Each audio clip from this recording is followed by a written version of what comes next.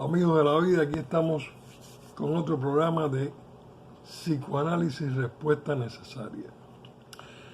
Bien, dice Freud, mi estudio sobre el porvenir de una ilusión, esa es una de las obras muy famosas de Freud, la cual la recomiendo con todo vaya interés para ustedes. Lejos de estar dedicado principalmente a las fuentes más profundas del sentido religioso, se refería más bien a lo que el hombre común concibe como su religión, al sistema de doctrinas y promisiones que por un lado le explican con envidiable integridad los enigmas de este mundo y por otro le aseguran que una solícita providencia guardará su vida y recompensará en una existencia ultraterrena las eventuales privaciones que sufra en esta. El hombre común no puede representarse esta providencia sino bajo la forma de un padre grandiosamente exaltado, pues solo un padre semejante sería capaz de comprender las necesidades de la criatura humana, dice Freud, conmoverse ante sus ruegos, ser aplacado por las manifestaciones de su arrepentimiento. Todo esto es a tal punto infantil, tan incongruente con la realidad, que el más mínimo sentido humanitario nos tornará dolorosa la idea de que la gran mayoría de los mortales jamás podría elevarse por sobre semejante concepción de la vida. Más humillante, sigue diciendo Freud, aún es reconocer cuán numerosos son nuestros contemporáneos que, obligados a reconocer la posición insostenible de esta religión, intentan, no obstante, defenderla palmo a palmo en lastimosas acciones de retirada. Uno se siente tentado a formar en la fila de los creyentes para exhortar a no invocar en vano el nombre del Señor, a aquellos filósofos que creen poder salvar al Dios de la religión reemplazándolo por un principio impersonal, nebulosamente abstracto.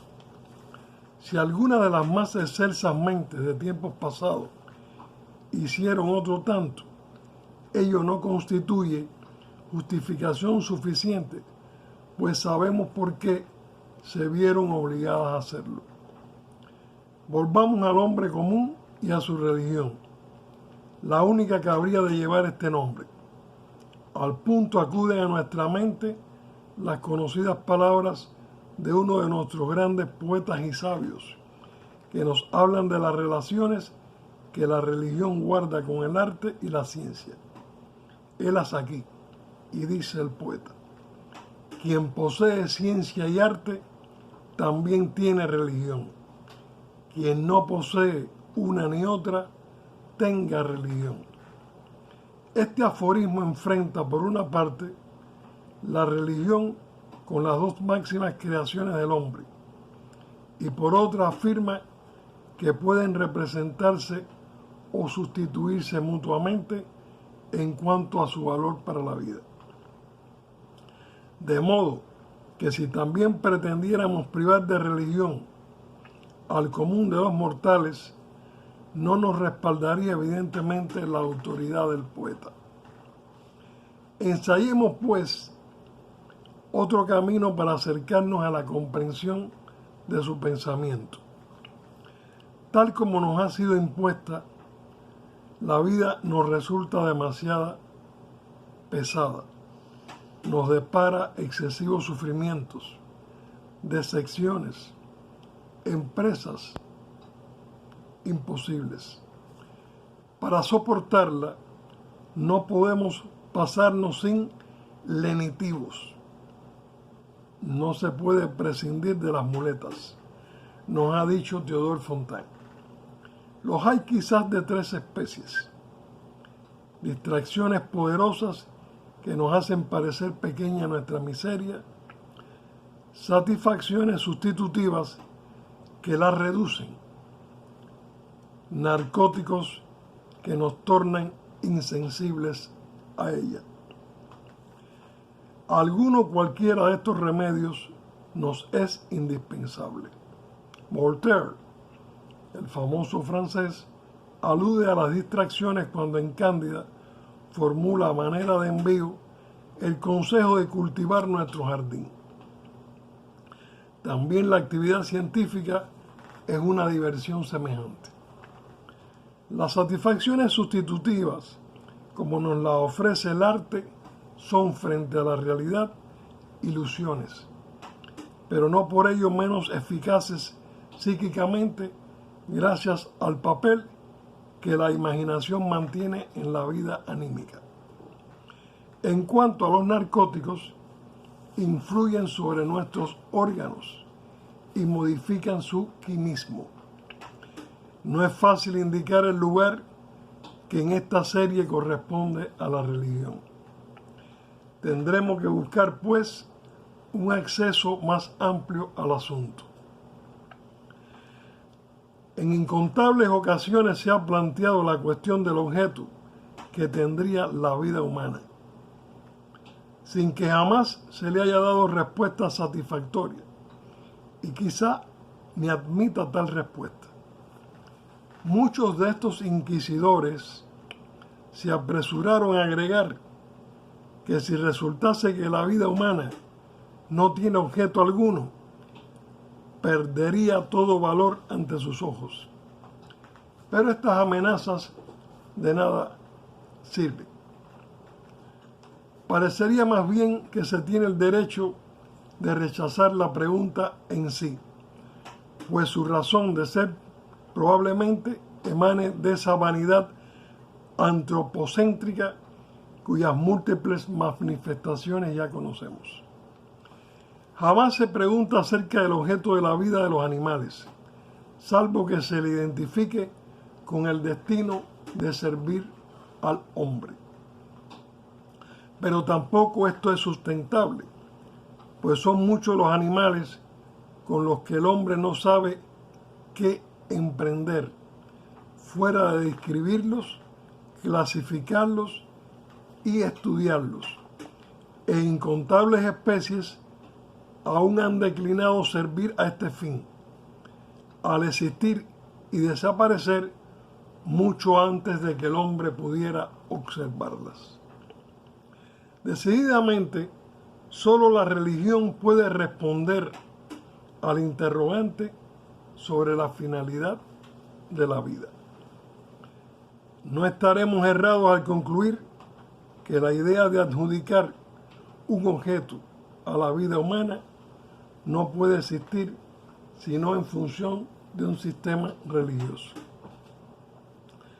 Abandonemos por ello la cuestión precedente y encaremos esta otra más modesta, dice Freud en este estilo tan personal y propio. Dice, ¿qué fines y propósitos de vida expresan los hombres en su propia conducta? ¿Qué esperan de la vida? ¿Qué pretenden alcanzar en ella? Es difícil equivocar la respuesta. Aspiran a la felicidad. Quieren llegar a ser felices. No quieren dejar de serlo. Esta aspiración tiene dos fases, un fin positivo y otro negativo. Por un lado, evitar el dolor y el displacer. Por el otro, experimentar intensas sensaciones placenteras. En sentido estricto, el término felicidad solo se aplica al segundo fin. De acuerdo con esta dualidad del objetivo perseguido, la actividad humana se despliega en dos sentidos, según trate de alcanzar prevaleciente o exclusivamente uno u otro de aquellos fines. Como se advierte, quien fija el objetivo vital es simplemente el programa del principio del placer. principio que rige las operaciones del aparato psíquico desde su mismo origen, principio de cuya adecuación y eficiencia no cabe dudar, por más que su programa esté en pugna con el mundo entero, tanto con el macrocosmos como con el microcosmos.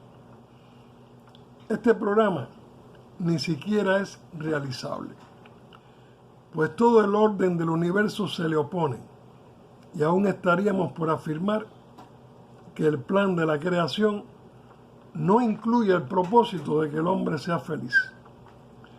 Lo que en el sentido más estricto se llama felicidad surge de la satisfacción casi siempre instantánea de necesidades acumuladas que han alcanzado elevada tensión, y de acuerdo con esta índole solo puede darse como fenómeno episódico.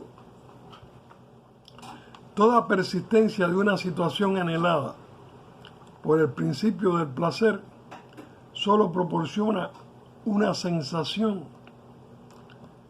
de tibio bienestar, pues nuestra disposición no nos permite gozar intensamente sino el contraste, pero solo en muy escasa medida lo estable. Así, nuestras facultades de felicidad están ya limitadas en principio por nuestra propia constitución. En cambio, nos es mucho menos difícil experimentar la desgracia. El sufrimiento nos amenaza por tres lados. Desde el propio cuerpo, que condenado a la decadencia y a la aniquilación, ni siquiera puede prescindir de los signos de alarma que representan el dolor y la angustia. Del mundo exterior, capaz de encarnizarse en nosotros con fuerzas destructoras omnipotentes e implacables. Por fin, de las relaciones con otros seres humanos. El sufrimiento que emana de esta última fuente quizás no sea más doloroso que cualquier otro. Tendemos a considerarlo como una adicción más o menos gratuita, pese a que bien podría ser un destino tan ineludible como el sufrimiento de distinto origen. No nos extrañe, pues, que bajo la presión de tales posibilidades de sufrimiento, el hombre suele rebajar sus pretensiones de felicidad. Como, por otra parte también, el principio del placer se transforma, por influencia del mundo exterior, en el más modesto principio de la realidad. No nos asombre que el ser humano ya se estime feliz por el mero hecho de haber escapado a la desgracia, de haber sobrevivido al sufrimiento, que en general la finalidad de evitar el sufrimiento relegue a segundo plano la de lograr el placer.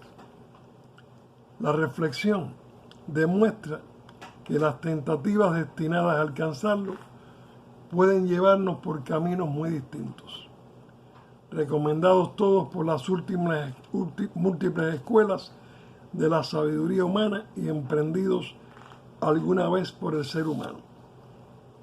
En primer lugar, la satisfacción ilimitada de todas las necesidades se nos impone como norma de conducta más tentadora, pero significa preferir el placer a la prudencia, y a poco de practicarla se hacen sentir sus consecuencias. Los otros métodos que persiguen ante todo la evitación del sufrimiento se diferencian según la fuente de displacer a que conceden máxima atención. Existen entre ellos procedimientos extremos y moderados, algunos unilaterales y otros que atacan simultáneamente varios puntos. El aislamiento voluntario, el alejamiento de los demás, es el método de protección más inmediato contra el sufrimiento susceptible de originarse en las relaciones humanas. Es claro que la felicidad alcanzable por tal camino no puede ser sino la de la quietud. Contra el temible mundo exterior solo puede uno defenderse mediante una forma cualquiera de alejamiento si se pretende solucionar este problema únicamente para sí. Existe desde luego otro camino mejor: pasar al ataque contra la naturaleza y someterla a la voluntad del hombre como miembro de la comunidad humana, empleando la técnica dirigida por la ciencia. Así se trabaja con todos por el bienestar de todos. Pero los más interesantes preventivos del sufrimiento son los que tratan de influir sobre nuestro propio organismo. Pues en última instancia, todo sufrimiento no es más que una sensación. Solo existe en tanto lo sentimos, y únicamente lo sentimos en virtud de ciertas disposiciones de nuestro organismo. Bien, hasta aquí, amigos de la vida, conociendo una vez más el estilo de escribir de Freud, sus preguntas, sus análisis, y seguimos con el malestar de la cultura y seguiremos ahondando en estos análisis tan interesantes. Traten de tomar esto como una base necesaria para ir entendiendo tanto a Sigmund Freud como a la teoría psicoanalista, como abriendo uno las puertas para comprender el tratamiento psicoanalítico.